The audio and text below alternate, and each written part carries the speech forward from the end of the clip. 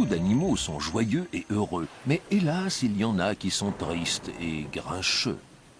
Et parmi ces animaux, grognons et pas rigolos, le plus triste c'était Rodolphe, un très gros rhinocéros.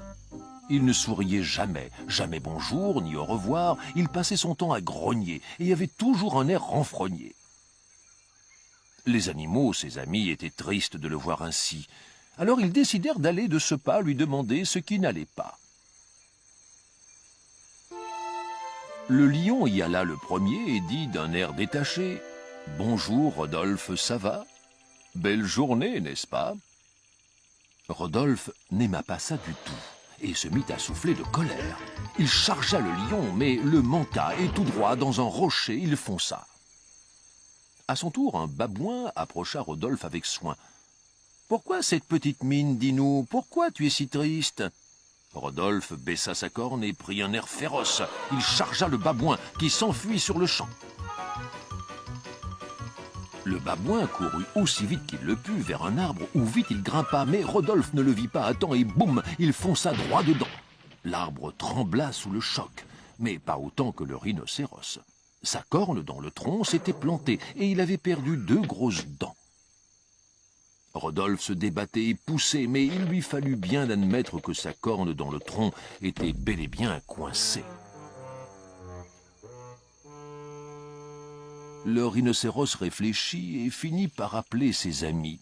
« Quelqu'un peut-il venir m'aider? Ma corne est restée coincée. » Le lion, le babouin, le phacochère et le gnou avaient tous la frousse, tout autant que l'hippopotame. Ils acceptèrent de venir l'aider, mais pas sans lui avoir demandé de promettre d'être plus gentil et de ne plus charger ses amis. Ensemble, ils tirèrent et poussèrent Rodolphe, dont la corne sortit en faisant pop.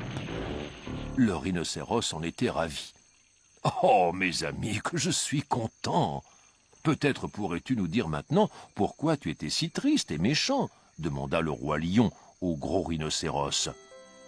Rodolphe leur montra les molaires qu'il venait tout juste de perdre et dit « Voici ce qui sûrement me faisait grogner, souffler et crier. J'avais une rage de dents qui me faisait beaucoup souffrir, mais je vais mieux maintenant, dit-il avec un large sourire. » Le lion répondit « À la bonne heure. Oh, quelle puanteur! Excuse-moi, mais il faut que je te dise, tu as une haleine terrible. » Heureusement, j'ai une idée, dit-il. Vous tous attendez-moi ici. Ce dont tu as besoin, c'est d'une brosse à dents. Il partit en courant et revint avec un hérisson. Tiens, voilà, dit le lion, fini les problèmes de dents. Voilà une belle brosse pour garder tes dents propres. Et tu peux me remercier pour mes épines, ajouta le hérisson nommé Dean. Rodolphe prit la brosse à dents, mit du dentifrice tout blanc et brossa jusqu'à ce qu'il ait de la mousse jusqu'à la taille. Il brossa et brossa encore jusqu'à ce que ses dents brillent, qu'elles soient bien blanches et son haleine aussi fraîche que la rosée. Et depuis ce jour, Rodolphe fut adorable. Sa mauvaise humeur s'en était allée et il était gai comme un pinson.